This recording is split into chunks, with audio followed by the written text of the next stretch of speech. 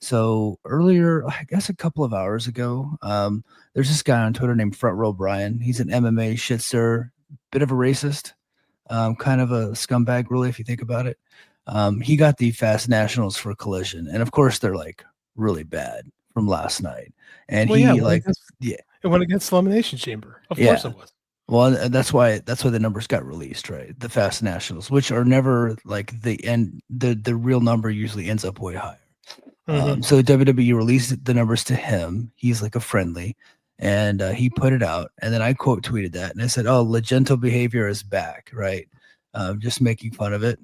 And then I quote tweeted that, and I didn't need to do this, but I did. I But love maybe this. I don't know. I don't know. Maybe I was just trying to be fair, but there was I had an interesting exchange with Dave Meltzer earlier in the week. So, and I'll tell you about that in a little bit. But I quote tweeted and I said, you know, it's like I can't prove it, but I think AEW does something similar, right? And I just left it at that, right? I was like, I think they do something kind of the same, right? I left it at that. I shit you not, got a DM like from someone prominent within AEW.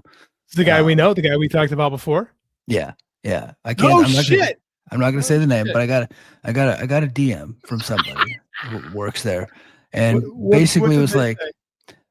they basically said it's like Mike, I like it. I don't do fast national, or we don't do fast nationals. We don't leak fast nationals. That's not our style. We don't do stuff like that. And I was like, so I replied, I was like, I wasn't saying that you leak fast nationals, but there was some really curious reporting happening earlier in the week, and I thought that maybe your team was behind it, which you guys are in a wrestling war, like fair. And then they just go, no, that wasn't us. Like we wouldn't do anything like that. I was like, okay. So then I had to like publicly retract it. So because I believe the person that I was talking to, I trust them, right? They're solid for sure. If it's who I think it is, it's a solid source. Yeah, yeah, it's pretty solid. So, and the reason why I was even bringing it up, and maybe I shouldn't have, like chances are I shouldn't have, because there's no real evidence that AEW does stuff like this. I just said it, right? Which happens a lot, which I do a lot. Because you are a shit stirrer, but continue. Yeah. So, well, because earlier in the week when the TNA ratings came out, and I did my weekly tweet about it, and then I did my article about it on Patreon, patreon.com/the Mike and JD Show. Those articles are free, by the way, because I just like doing them, and they're easy to do, so I just do them. And they had a 0.05 rating in the demo, which has been the same for a few weeks, right? Which is kind of like Pretty their new consistent. normal. Pretty consistent, right? But the total viewership had dropped a little bit because of the Olympics. So it was like it went from 254 down to like 230 something. So not like crazy, right? Yeah. Still, like for TNA, it's like insane, right? Yeah. So I was like, hey, total viewership dropped because people were watching other stuff, but the demo stayed the same. Then Dave Meltzer quote tweets me. He goes, well, actually, and he goes, well, actually, the demo dropped significantly because last week it was 0.054, which was not reported before. It like nobody had that number. At least I didn't see it. And this week it's 0.046, but they round the number up.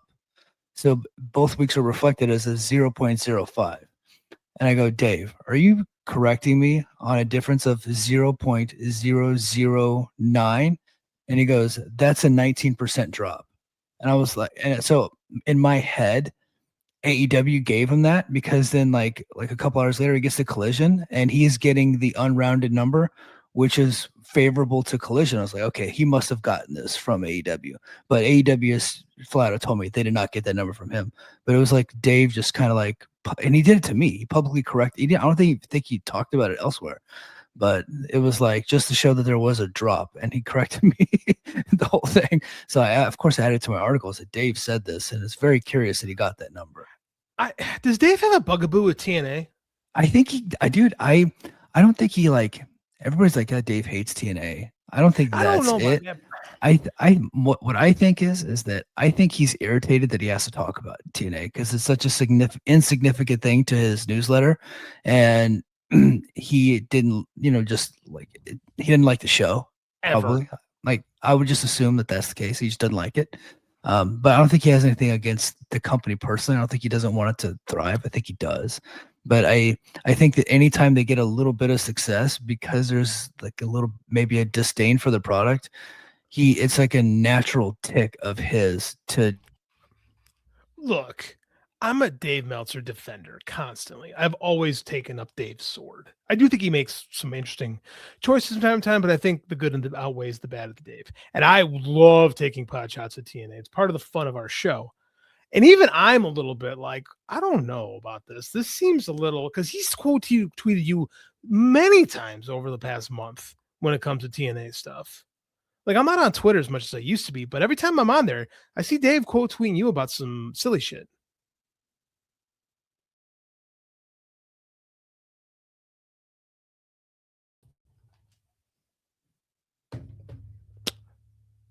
What's going on?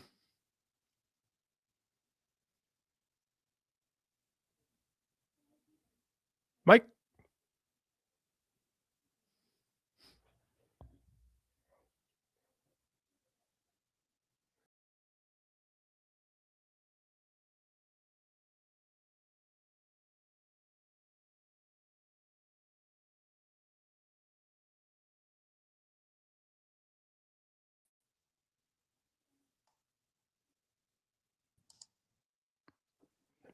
Are we back?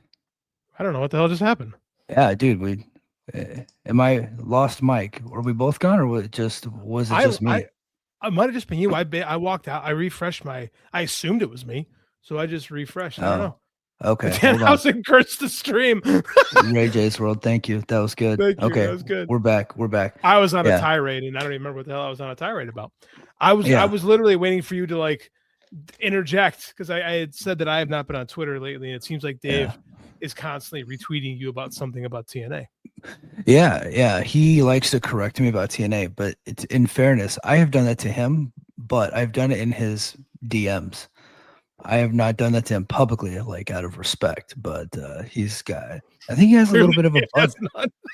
Yeah, I think he has a little bit of a bug up his ass about TNA. Yeah, a bug up his ass about TNA a little bit. Weird. I think because like a couple weeks ago when they had like the new ratings measurement had just dropped and they were like 240 something. And like it was a big deal. He went on a show later that night and he said, "Oh, it doesn't mean anything because Google searches were down." And we're just like, "What?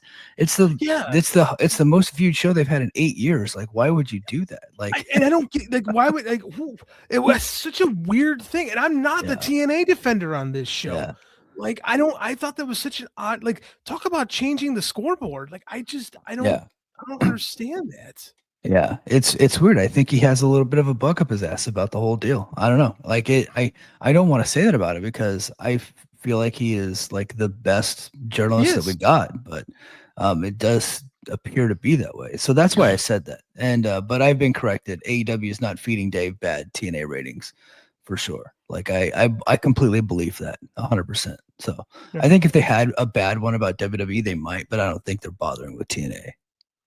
No, I don't think they care because that's kind of like AEW can't sell TNA because then they have to acknowledge that they're competition. Kind of like WWE. Like WWE always pretended AEW was in competition, even though they were constantly doing stuff. Like I think Tony's like trying to actually like pretend like TNA is not even though TNA is competition.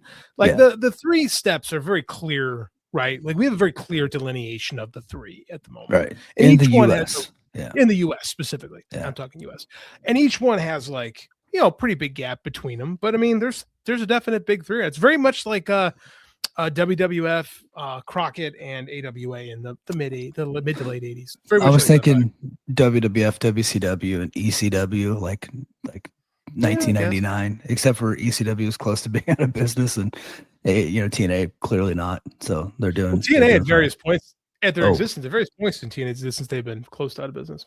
Yeah, for sure. All right, let's get to the chat, and then we're going to get to our first story.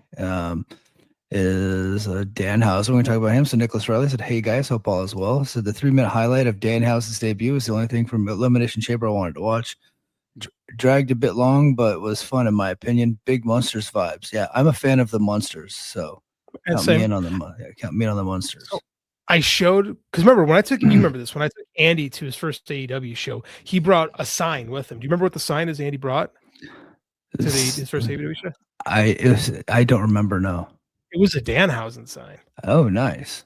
My kid Yeah. loved Danhausen, so I saw that on my phone. I showed him the Danhausen debut, and he looked at it and he goes, "Oh, that guy," and he turned his head and walked away. And I'm like, "What? What?" Yeah. I'm like, "What? You love Danhausen?" He's like, and he parlayed some of the internet information that I may have relayed at Right. one point, and I'm like, "Oh my god, I've turned him into me." Like, Yeah. He's he's a just wrestling snob now. he is. He's just as bad as his dad. And I'm like, I'm actually like, should we just dig into this right now? It's our Yeah. cover. We should just talk about Yeah, Danhausen. we will. Hold on, let me just get to the chat really quick because Okay. they've been blowing up. I want to give them their respect. A So let lot me, of Danhausen. yeah. Well, yeah, what's the cover story? Elimination Chamber was an average show at best, and that It seems to be the vibe. Danhausen was an epic fail. I have thoughts on that. Maybe I don't know what JD's thoughts are yet. So we have not talked about this yet. So No. I'm curious. Ray J said I pop for Danhausen. Does not matter what Chicago thought of him. Let's get to a few other people. Let's see. Dre in the house, and no hate, but I think companies need to let Danhausen be what he is, an indie talent that sold merch 5 years ago. Punk doing him the favor of his life, putting him in the good word. Yeah, yeah. I don't think without Punk, I don't think Danhausen's there for sure. Let's see. Io, our boy Io, said he would rather ROH get a good TV deal. So I think he's talking about Dave. Than TNA, I bet. I don't know if he would rather, but just I don't know. Just there's something weird there. I think there's something weird there. Let's see. He's just mad because they're working with the enemy instead of his F buddy. I don't think they've ever had sex, guys. I don't think Dave and Tony have ever done that. I think that's a hefty accusation. So I don't think he's ever looked at WWE as the enemy. Hey, Mike, what's the only professional wrestling company that Dave Meltzer's ever taken a check from? WWE. That would be the WWE. WWF. So I know we get WWF, the World Wrestling Federation. Dave Meltzer was officially a Japanese talent scout for WWF in the 1980s. So I know everybody in there is stupid, but I'm here to tell you people that you're stupid. Continue. Yeah. Yeah, a lot of people don't know that, and Dave came out with that like in like the 90s because WWF, like Pritchard, I think, threatened to talk about it, and so he just came out with it on his own.